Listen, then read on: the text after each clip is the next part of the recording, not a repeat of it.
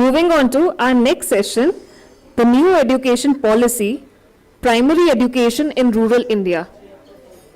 So I'd like to request my colleague from TRI, Javed, to come onto stage and introduce the session as well as the esteemed conversationist. Thank you.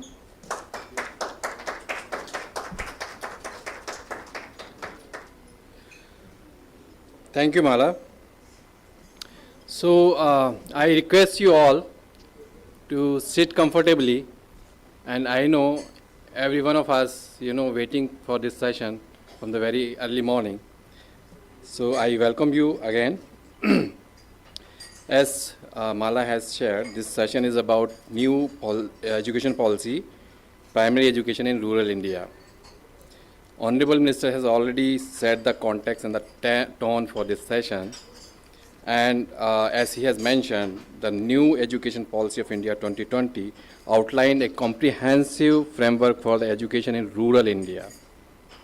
It aims to transform India's education system by 2030 and prioritizes the universal foundational learning stages that is required.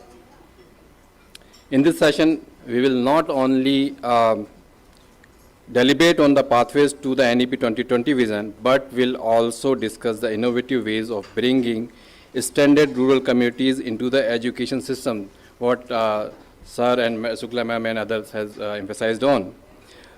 It will also bring into focus the voices traditionally out of the orbit of this system and how developing social capital of remote villages has the potential to transform the primary education system. So this is another focus that we will be bringing in our discussion. I know every one of you are very much passionate to listen our eminent panelists. So without further delay, I will take place to welcome Mr. Subir Shukla, who will be moderating this session. Subir Shukla, Principal Coordinator, IGNUS IRG Education Resource Private Limited. He is a practitioner, activist, policy maker, and a member of various advisory committee. Subir Shukla has made significant contribution to the field of education. He has served as a former educational quality advisor to the Ministry of Human Resource and Development, Government of India, where he played a pivotal role in developing the quality framework for implementing the Right to Education Act and Sarv Shiksha Abhiyan. Currently, Subir holds the position of Principal Coordinator at Group IGNUS. In this role, he dedicated to bringing about large-scale systemic change in education.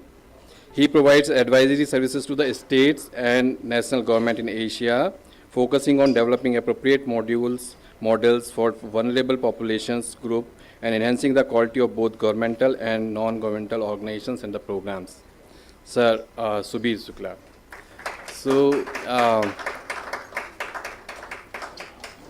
So further deliberations and welcoming our panel members, I hand over this session to the Subir sir. Thank you.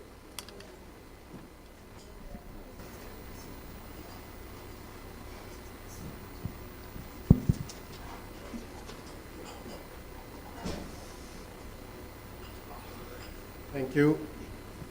सबसे अच्छी बात यह है कि मैं यहाँ अकेला नहीं रहने वाला हूँ, 2-3 और लोगों को अपने साथ लाऊंगा। So I'm very happy to welcome Purvi Shah. Please join us, Purvi. She is Senior Director of Story Weaver and Strategy at Pratham Books. Working for 17 years.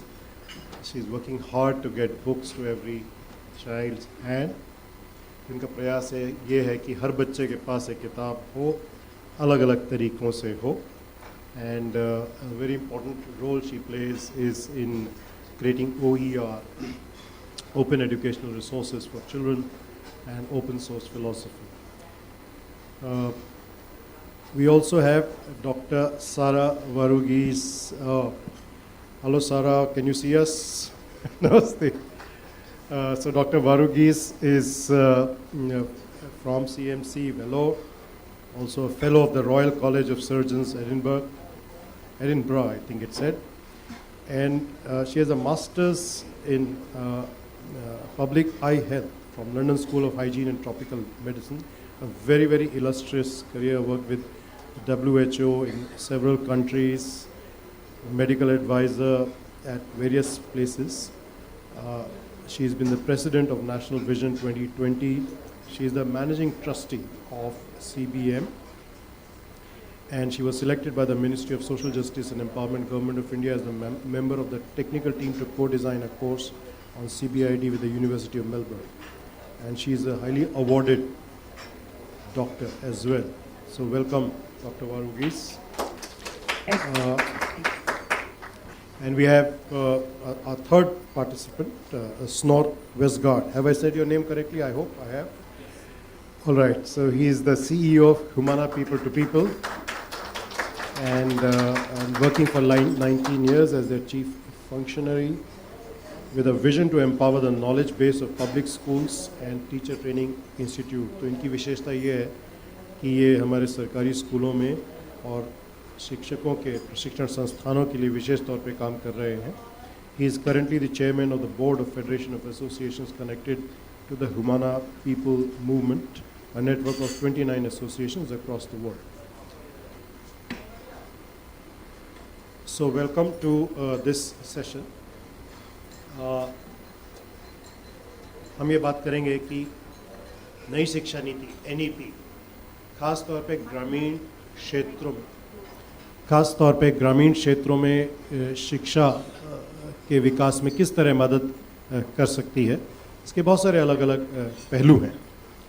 So there are many elements to the NEP, and I'm going to refer to a few of them. It's like a huge elephant. If we describe one eye, that's good enough, as much as we can do in an hour. And Dr. Varugis, I'm not sure if you are very much on the new education policy, but you do work a lot on health, on issues of exclusion, of issues of children with disabilities. So I think we'll have a lot from you as well. So in particular, what NEP is bringing up is a focus on ECE and FLN, which was not so strong. NEP में प्रारंभिक शिक्षा पे बहुत जोर है, अनुभवात्मक शिक्षण पे बहुत जोर है. It focuses a lot on experiential learning. और ग्रामीण क्षेत्रों में बच्चे बहुत सारा experience लेके आते हैं.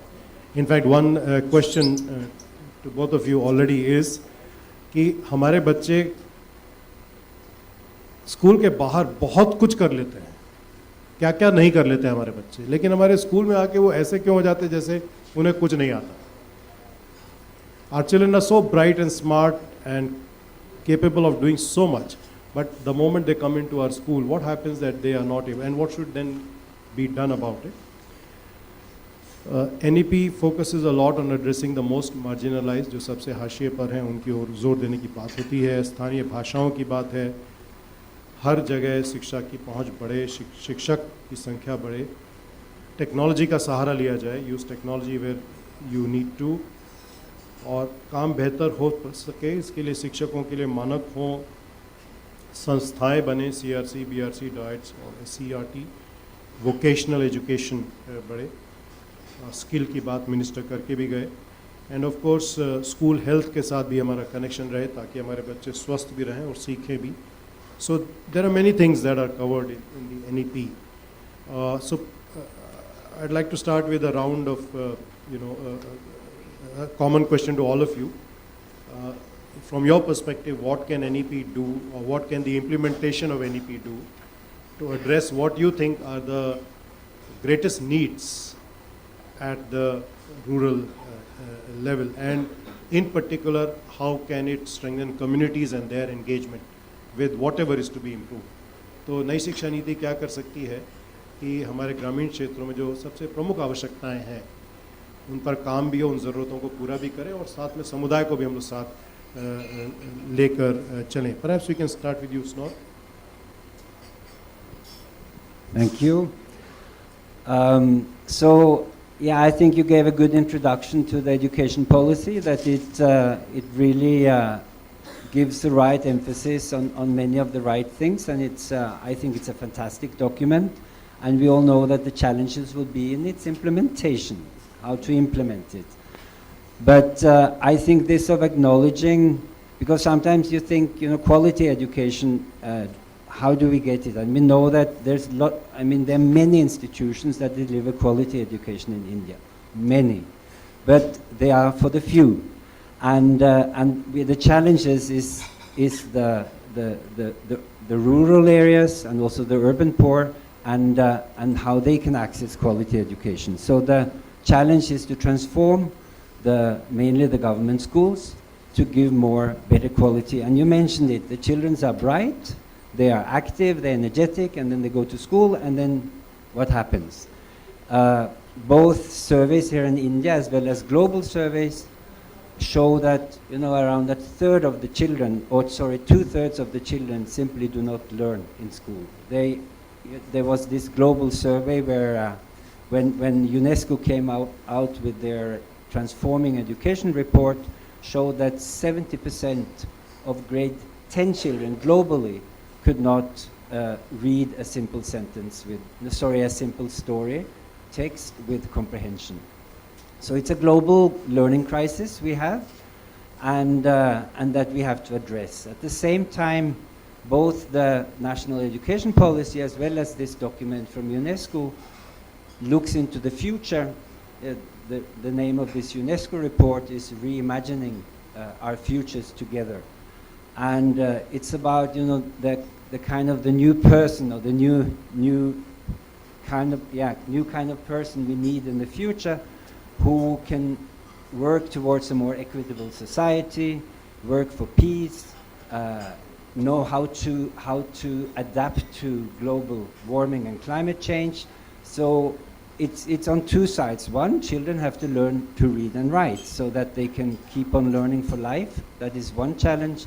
And then the other challenge is that the whole education system have to be much more focused on preparing citizens to be able to live together peacefully and basically change the world to a better place for all its citizens. So these are the challenges we have. I'd like to say something more about how to do it, but maybe that can be a second round. Okay, Yeah. thank you.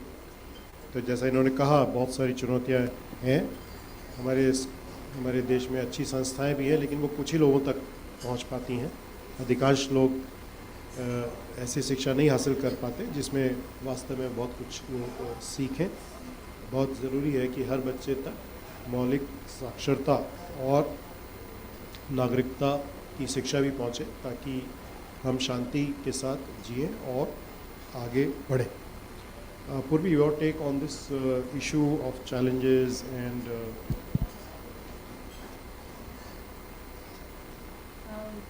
शायद मैं क्या सुनाई दे रहा है या मैं thank you more for bringing the global perspective in as well, and ये जान के हमेशा थोड़ा तो अच्छा लगता है कि ये सिर्फ हमारी प्रॉब्लम नहीं है, ये सारे दुनिया की, विश्व की प्रॉब्लम है।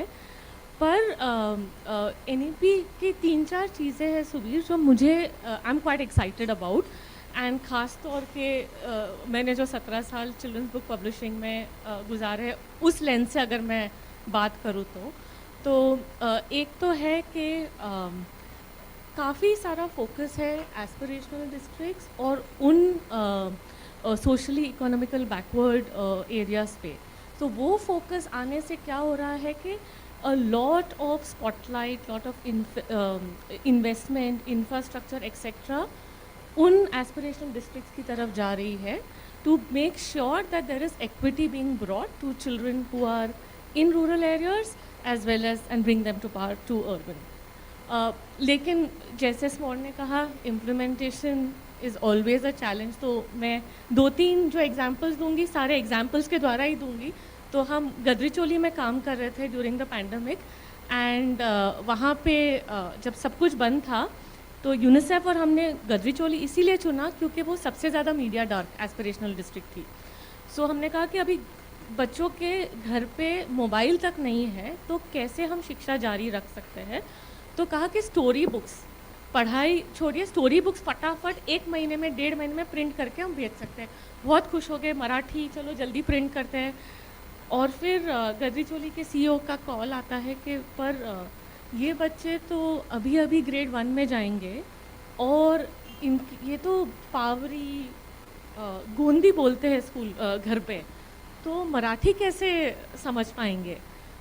सो थैंकफुली स्टोरी वीवर जो प्रथम बुक्स का एक डिजिटल पब्लिक गुड इनिशिएटिव है, उसमें सारे लोग आके कहानियाँ फ्री में पढ़ सकते हैं, फ्री में ट्रांसलेट भी कर सकते हैं। तो थैंकफुली गोंदी में हमारे पास 300 किताबें थी और पावरी में 100 किताबें थी।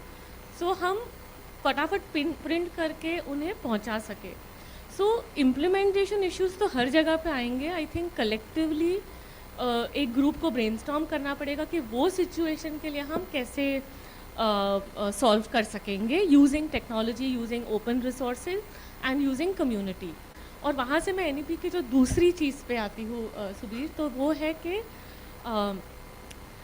Children should be taught in their मातृभाषा। आज सुबह भी मंत्री जी ने इस पर काफ़ी एम्फेसिस दिया that he should be taught in our mother tongue language, in our mother tongue.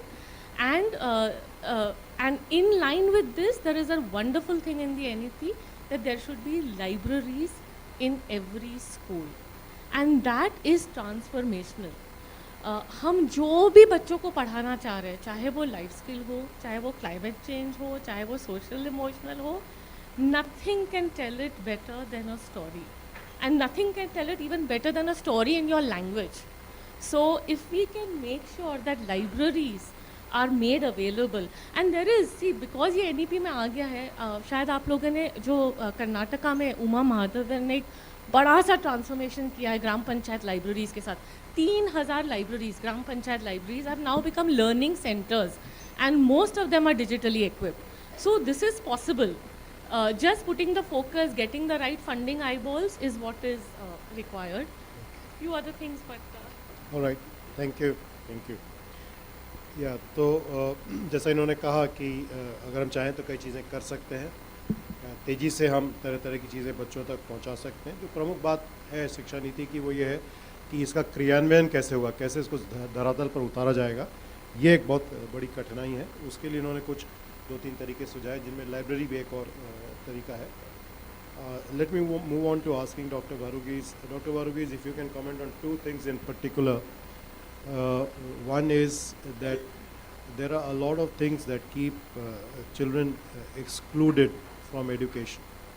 Health and nutrition is one aspect, and if you can throw light on how the situation is at the moment and what you think should be done to make it much better, that would really help. And also your view on what do you think is the role of the school system in improving health, and therefore if health improves, naturally education also improves. So yes, over to you. Good afternoon, and thank you, Yada, for inviting me and enabling me to speak virtually at this meeting. I think Sugit is a little confused seeing a medical doctor on this panel, and what is she doing on this program on a panel discussion on education. So I'll just say that CPM is one of the pioneers in the field of education for children with disabilities in India. The first special education courses, the training courses for teachers were set up by CPM, and we have been promoting inclusive education for a very long time. Also with me today here is Anita Alexander, and she's a specialist in inclusive education. So we'll take the questions together. But what I'd like to say is the NEP has so many of its principles which really address the issues of children with disabilities. For all too long, children with disabilities had to be in the few and far in between special schools. And it just meant that the majority of children with disabilities did not get access to education. Under RT and SSA, children were admitted, but no teachers knew how to cope with those children or how to teach them, and they just dropped out. And there's a lot of evidence on the poor levels of learning of children with disabilities in inclusive education. Since we talked about the UNESCO study in India, CPM worked with UNESCO for the N for Nose education report. on the status of inclusion in education, which was released just before the pandemic in 2019. There was a national release, and it's available also on the UNESCO website on the actual status of inclusive education in India. So some of the principles in the NEP which really make it suitable for making sure that children with disabilities get into their local schools and get educated is the respect for diversity and technology, the emphasis on equity and inclusion, the use of technology, and identifying the unique capabilities of each student. So a lot of things need to happen towards this.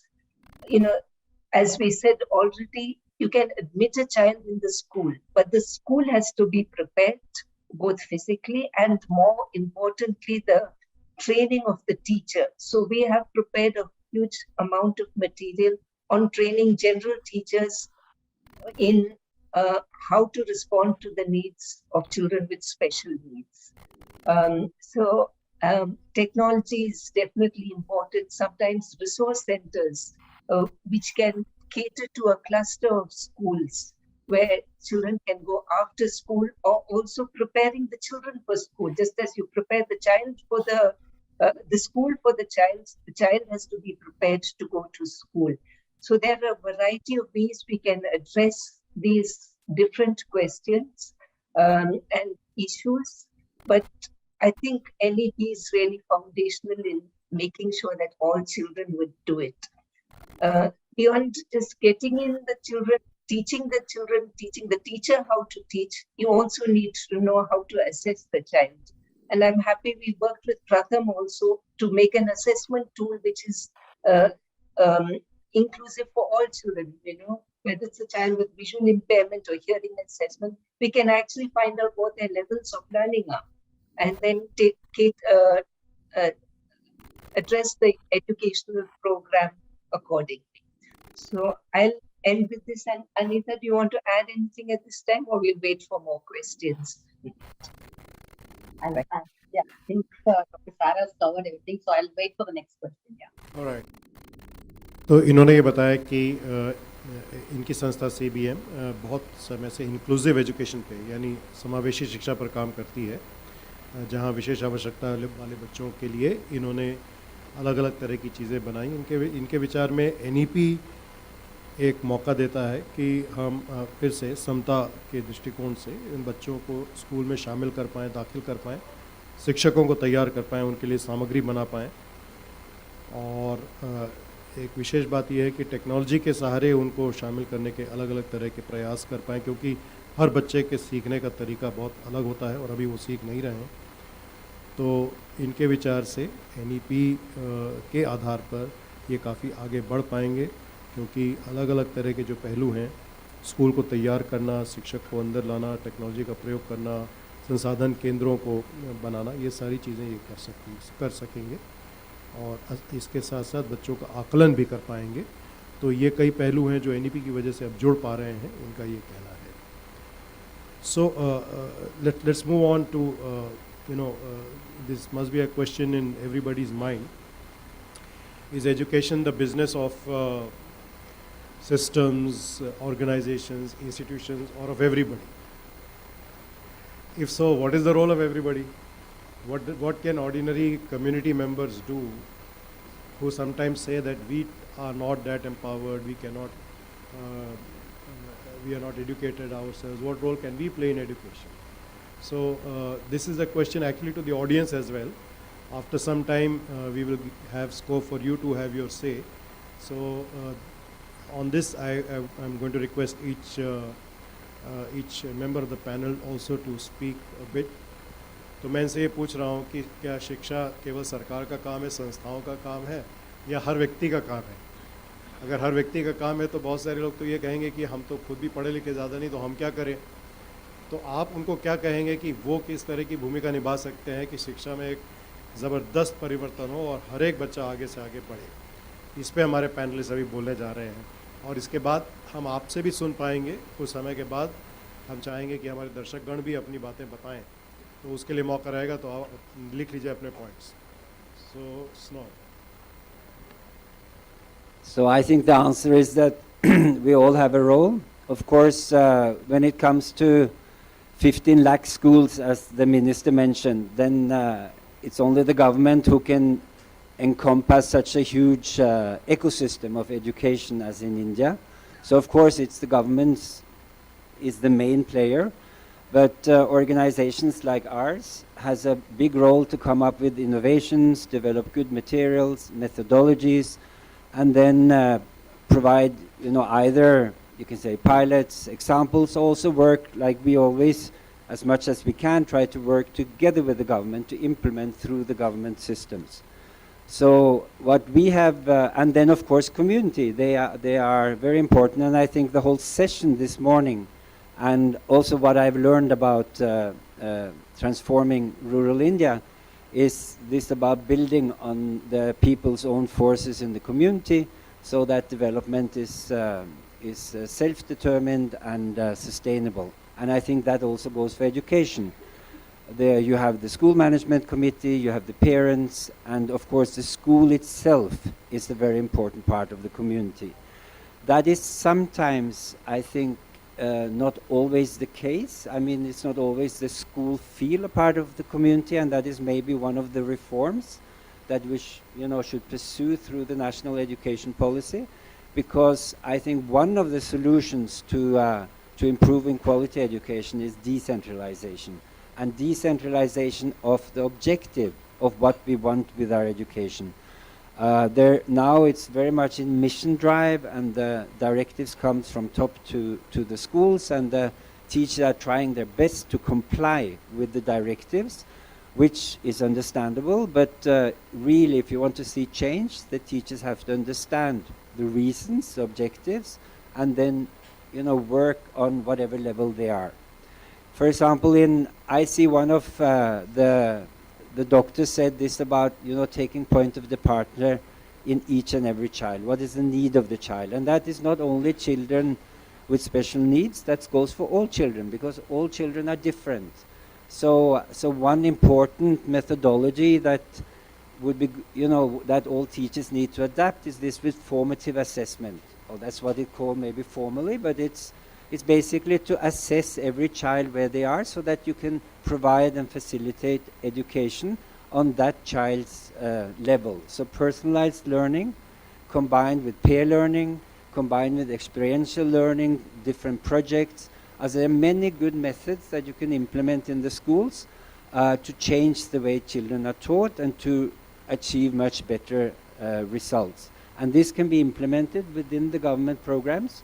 When you were introduced, you said you were part of developing Right to Education Act and Sarva Shiksha Abhiyan, and I think it has done tremendous. When you visit villages in India, you find the schools are there, they are well functioning, the teachers are there, the midday meal are there, and then the methodology is still not up to date. So, or it's not effective. So I think there's a lot to work with, and working within the government system, getting the community on board, and then organizations like ours and Pratham Story Weaver, for example, and many others who can come with the quality material, innovations, and then work within the system. That is, in my opinion, Any the solution. suggestions on what we can do to get the community to demand that there be better methodology for their children in school? Yeah, I think we have seen, we have something very simple. We call it a Children's Day. It's once a month. Then the children invite their parents to come to school, and it's the children are anchors, and they prepare the program and they perform basically what they have learned during that month. And that we have seen that generates enormous interest in the parents of what is happening in the school. So I think it's all about finding ways to actually bring the parents to the schools, because our experience also, many parents had never been to the school, never visited the school.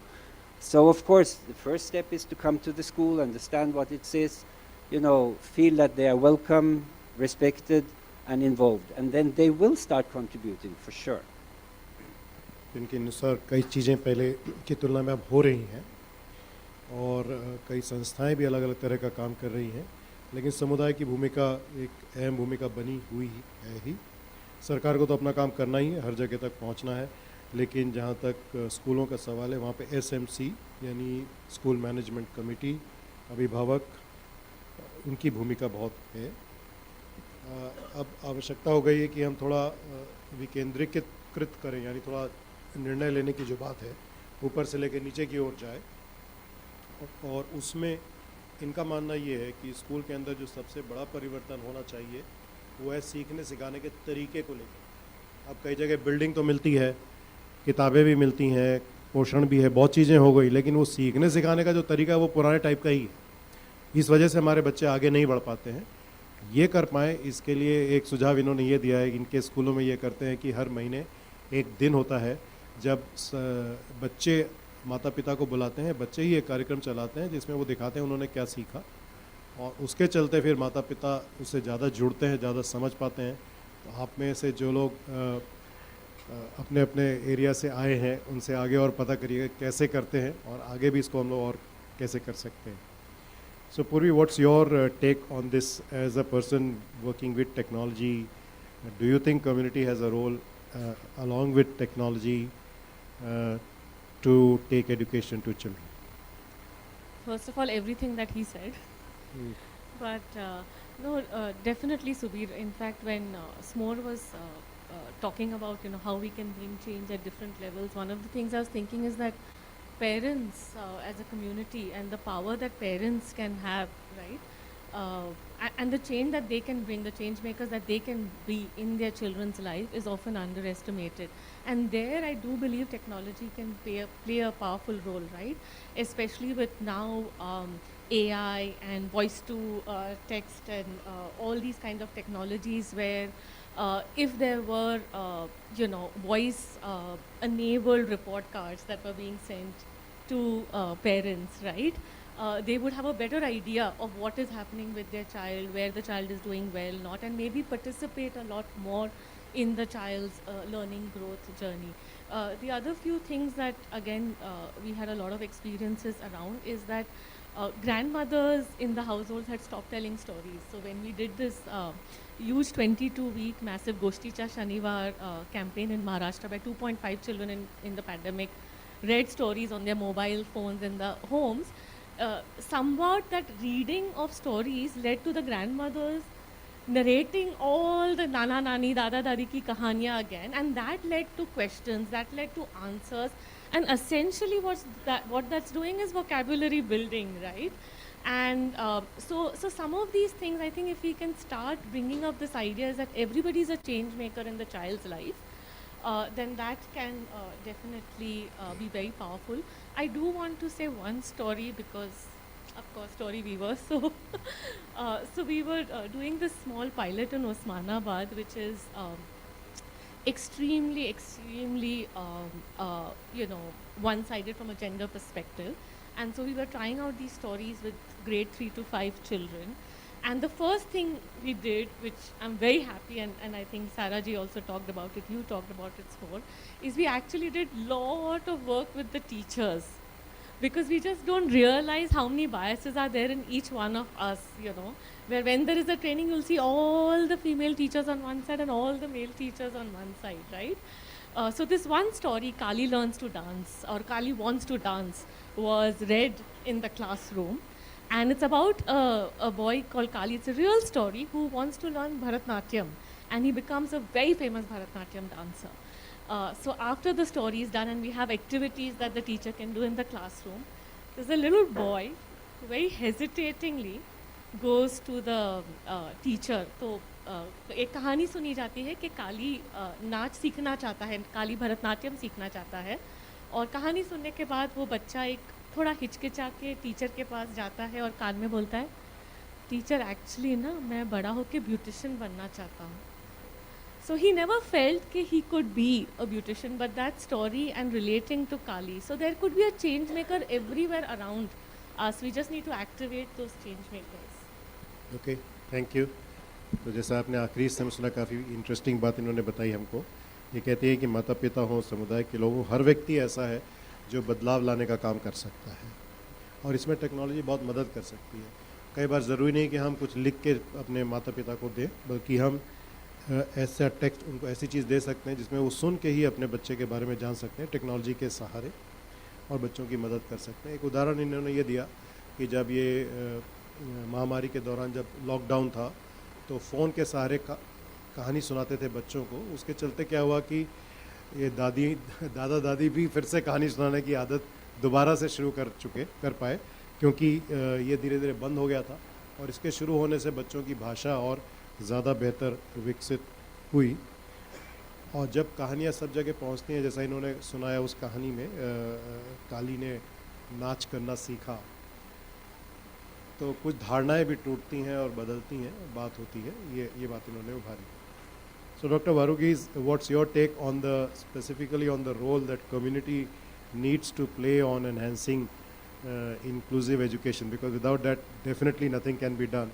But it has also been very difficult. So if you can share a little bit about your experience of what helps them play that role better and more strongly, that will help. You're on mute, I think. Yeah, okay. Hello, can you hear me? Now, yes, now we can. Okay. Yeah, we'll speak again from our perspective on children with special needs in education. And Anita will share something of what was done to make school management committees and other initiatives to get the communities involved in the education of children with disabilities. Anita? Yeah, so I'm in agreement with both the speakers who have spoken on this topic. Just to add on to it, what we as CB Media Trust do is we work with the school management committees extensively, because what we tend to do is when we analyze and see, there are certain people on the committees, but the left out people are the parents of children with disability. So what we try to do is we try to include them as part of the school management committees, and they are the ones who voice out for the improvement of the school and also for the benefit of their children in the school. So they become like self advocates for themselves. So that is one thing where the education system can be reformed. They can show changes in the school, in the curriculum, in the capacitating of the teachers, and also the budgeting part, the financial part which is required for children with disabilities.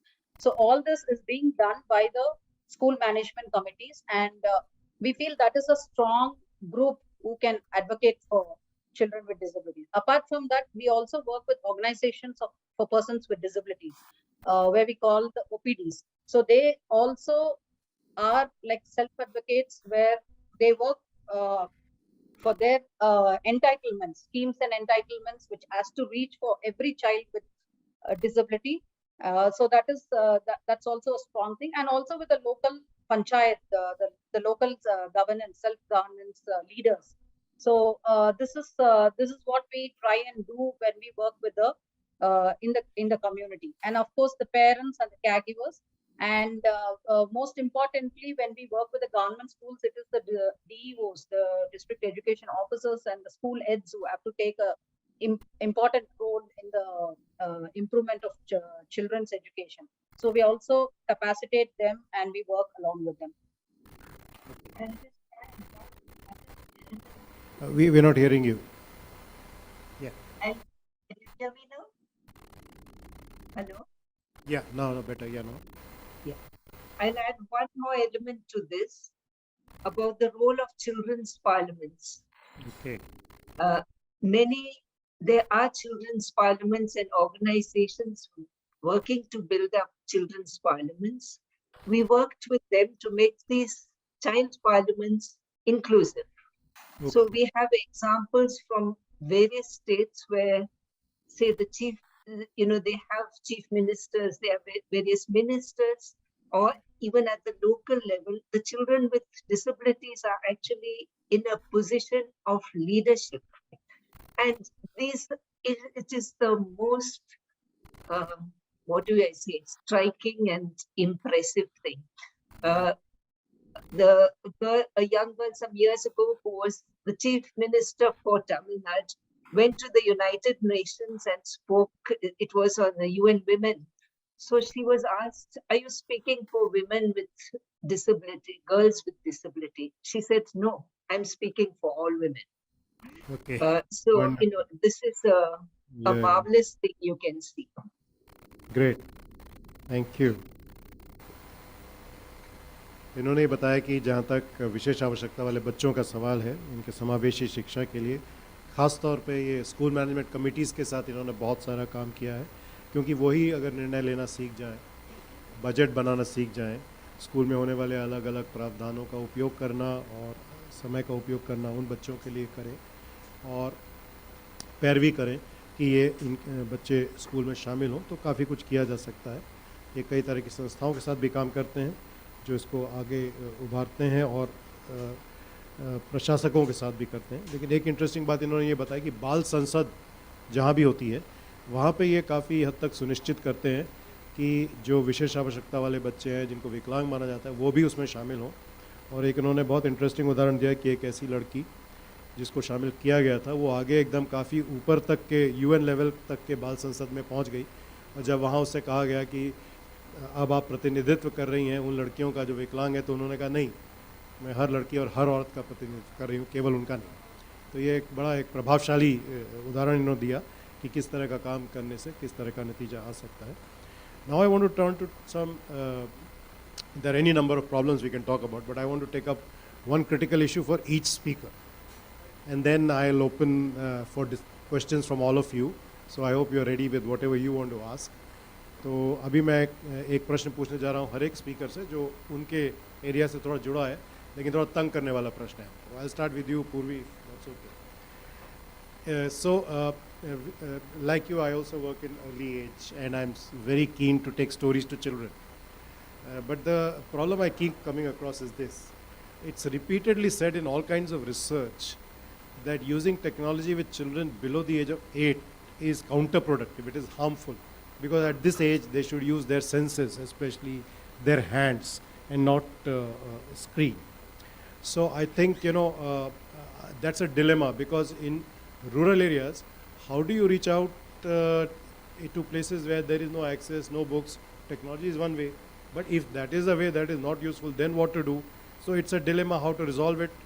Think on it for a minute. I'll say it in Hindi as well. तो मैं इनसे ये पूछ रहा हूँ कि ग्रामीण क्षेत्रों में जहाँ पे लाइब्रेरी नहीं है, किताबें नहीं होती, वहाँ तक अगर पहुँचना है तो मोबाइल फ़ोन टेक्नोलॉजी सबसे सही तरीका है।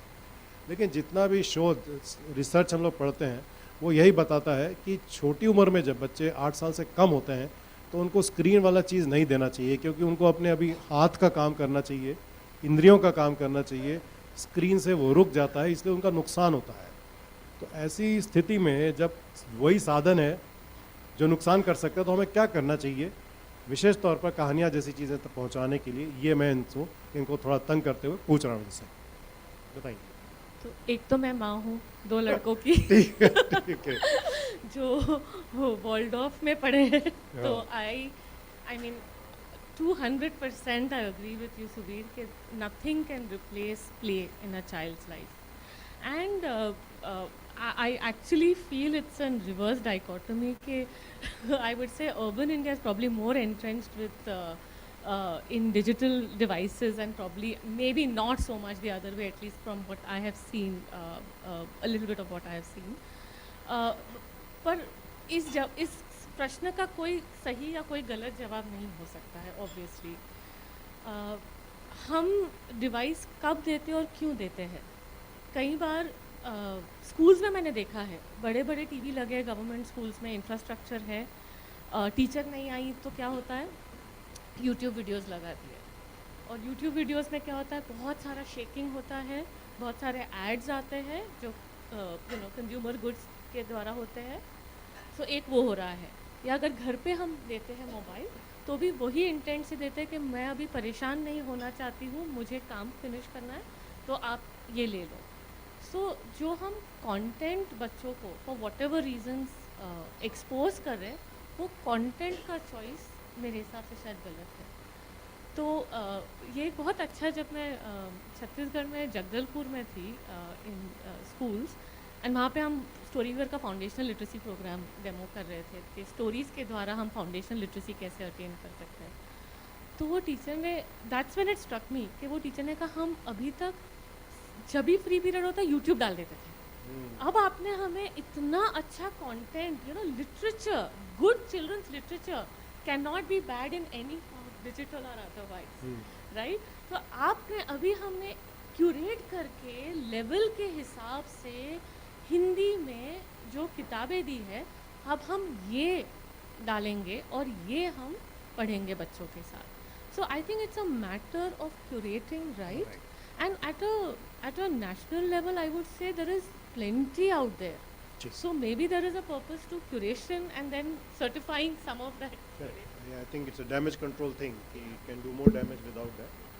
ठीक है, तो इनकी बात तो आप समझ ही गए. So I'll move on to snore. Snore, the big problem for all of us working in education. I mean, that's what people always say. Teachers don't want to teach. They are not motivated. They don't want to go to rural areas. What should we do? मैं से पूछ रहा हूँ कि शिक्षक पढ़ाना नहीं चाहते, खासतौर पे दूर दराज के स्कूल में जाना नहीं चाहते, रहना नहीं चाहते, ऐसा कहा जाता है, और उनके अंदर वो उत्साह दिखता नहीं है पढ़ाने को लेकर. तो क्या करना चाहिए?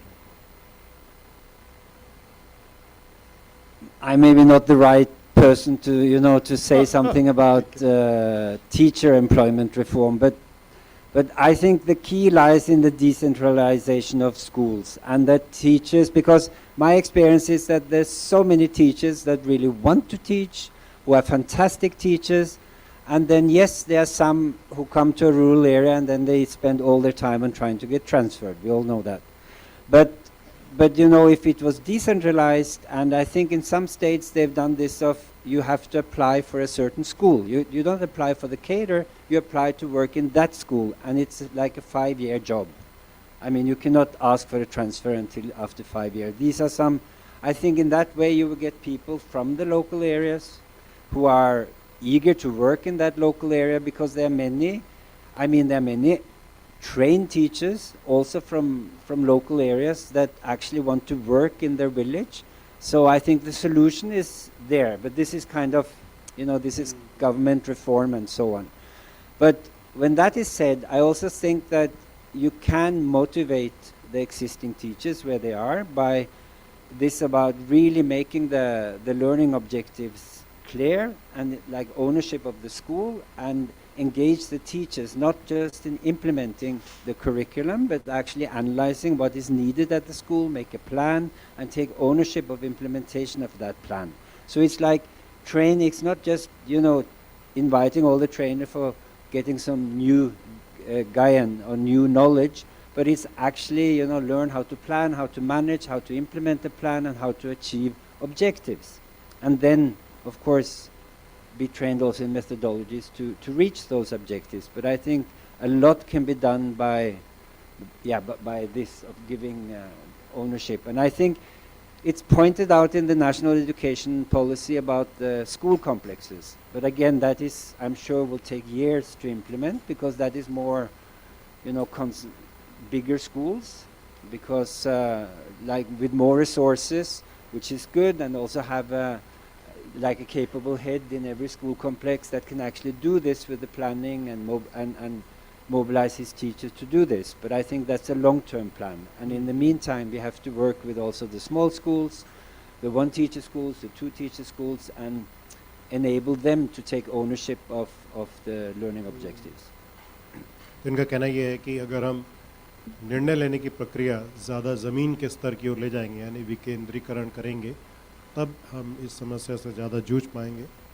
अभी होता यह है कि नौकरी कहीं और ऊपर से दी जाती है और सब कुछ वहीं से कंट्रोल होता है, लेकिन अगर स्थानीय स्तर पे नौकरी दी जाए और लोग ये कहें कि हम इसी स्कूल में जाना चाहते हैं, तो ज़्यादा स्थानीय लोग आएंगे, ज़्यादा मोटिवेशन के साथ आएंगे, ज़्यादा समय वहाँ रहेंगे भी.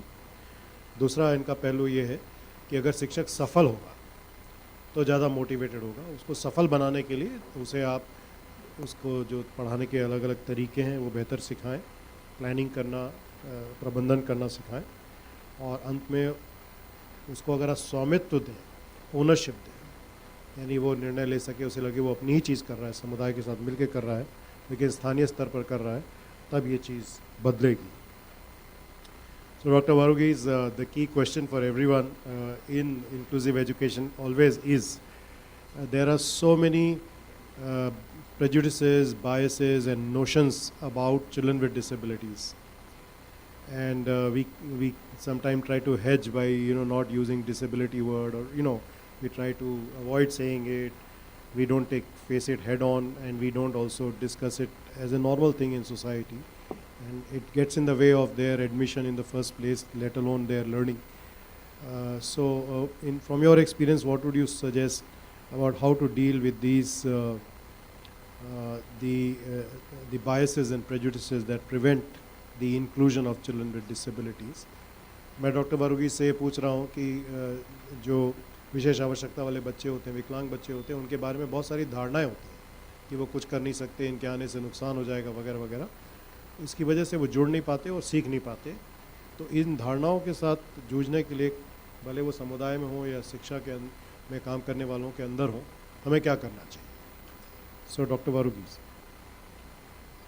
There are no easy answers to this. It needs a lot of work with communities. I mean, families try to keep these children hidden. And teachers resist it. They feel that this will impact the other kids in the schools or will impact their results. So it needs a sustained effort, working with communities, working with children, working with teachers. And it also, I would give one example, it needs role models. When you have people with disabilities who have got educated and come up, it really, from the local area, it really changes the outlook of the community. I'll give an example again of a little girl I met in a school in Gujarat.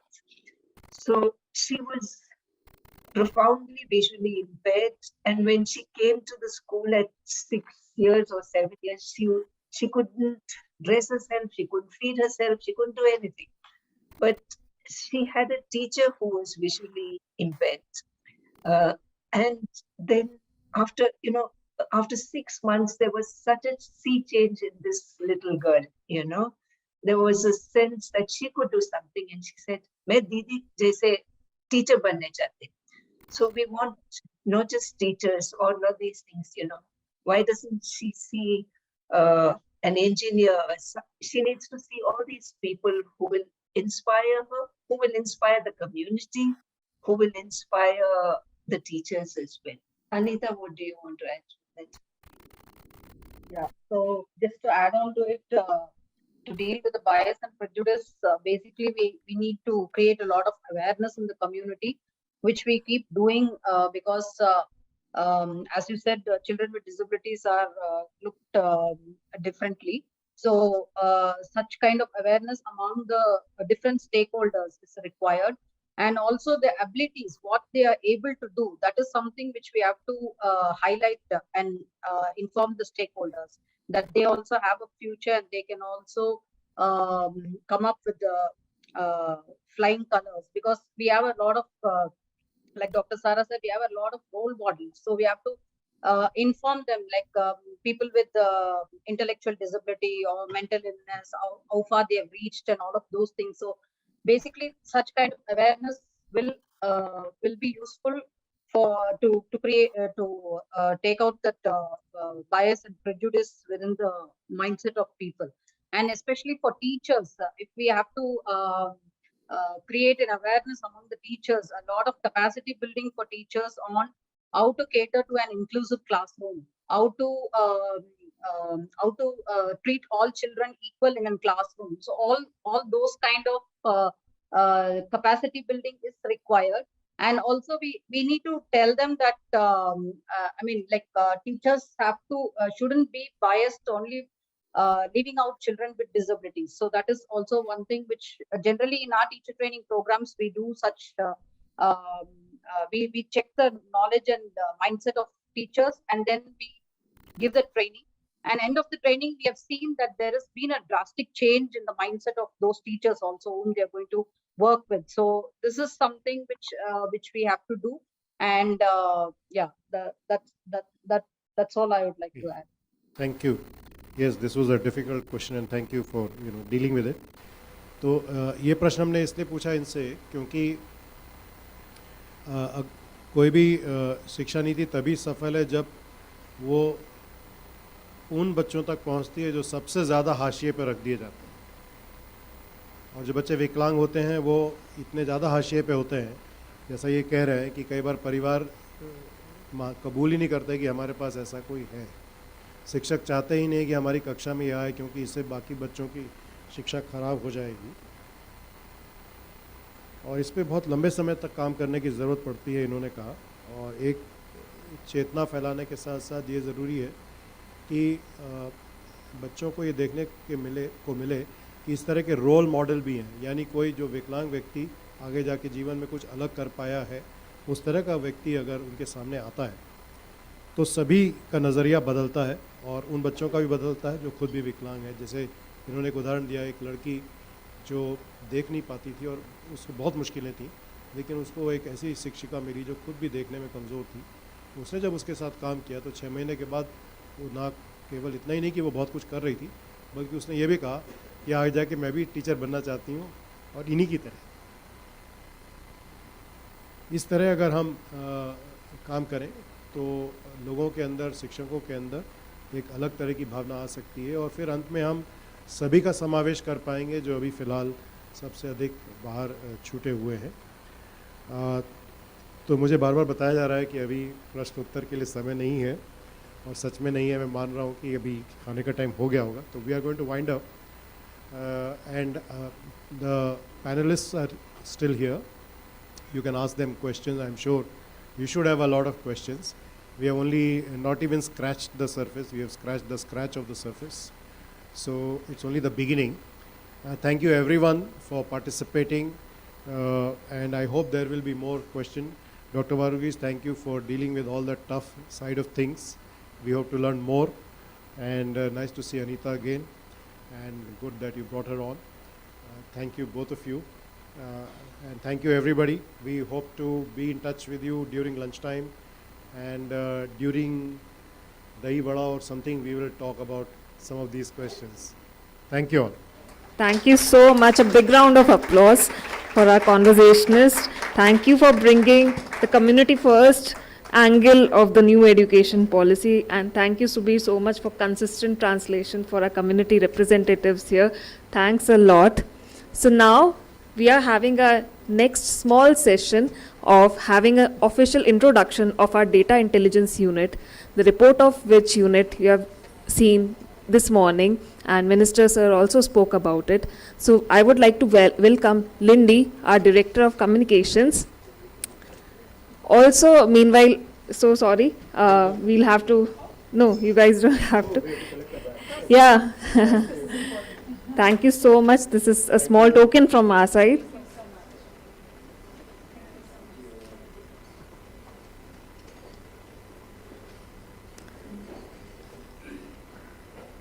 So for DIU, I would welcome Lindy. She is Director Communications at TRI. I would like to request Swapnil Shekhar, co-founder Sambodhi Research Communications Private Limited, and Sandeep, the lead at Data Intelligence Unit, Development Intelligence Unit. Please have a seat. And Lindy is going to be in conversation with both of them. Hello, hello. Hello, hello. Well, it won't be a super long conversation because I know we're all interested in chatting on the sidelines and also getting some food. And of course, we also want to hear about this exciting report as well. But let's talk about data. It's interesting because we have two schools of thought here. I'm a journalist, so I like stories. These are data crunchers, they like numbers. But what's interesting is whether it's in journalism or it's in research and development, you need the two to go together. You need the stories and the case studies, but you also need the data to prove it. So tell me, what was the inception for the Development Intelligence Unit? So, in fact, And do speak close to the mic, because yeah. DIU, the idea was conceived long back. It got a shape only a couple of years back, and it's in a way it's an intentional collaboration between TRI and Sambodhi. TRI on one part leads the public action discourse in many ways, and we know how to handle data. Both of the institutions also felt that there is sort of a huge gap between connecting data with policy or public policy, and hence this kind of a collaboration shaped up. To first thing was to simplify the way we use data.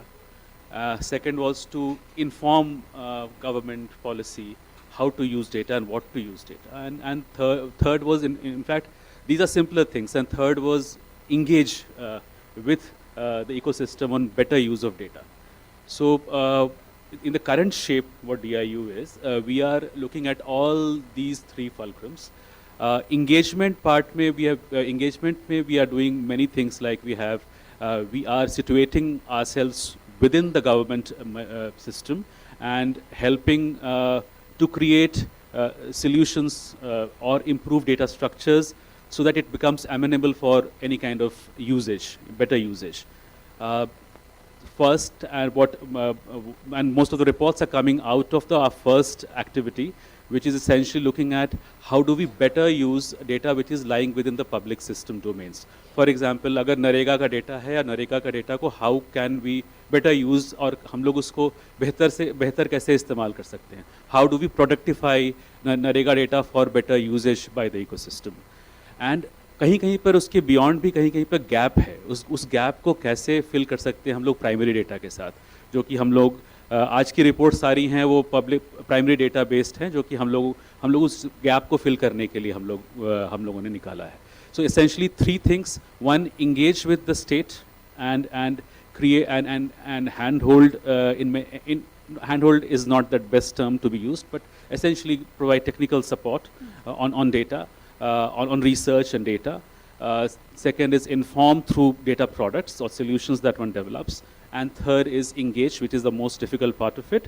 And we are creating data centers, data support unit within ministries to provide that. We have data fellows who are championing the cause at different levels as well. Fabulous. I think that you touched on the fact that DIU really stands out because you work within government ministries, and that gives you access to data that others don't always get. Sandeep, can you take us through the process? You've been doing so many of these survey reports. How does it all come together? Yeah, I mean, that's been fun.